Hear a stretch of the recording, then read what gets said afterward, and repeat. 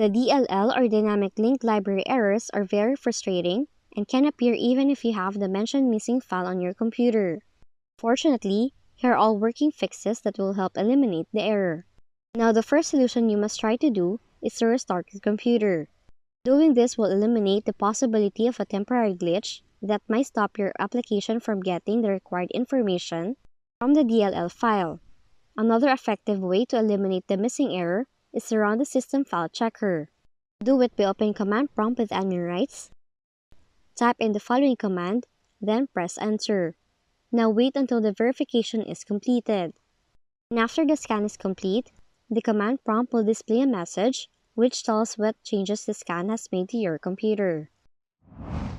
You might also face the error message if you mistakenly deleted the file. So restore it by going to Recycle bin, find the file, right-click on it, then select Restore. Now if that did not work, try to download the missing file by visiting this website in your browser, and you have to download the necessary files. And that's how you can fix the following missing error code in your Windows computer. If you found this video helpful, kindly like and subscribe. You may also click and turn on the notification bell so you can be notified from whenever we release new videos.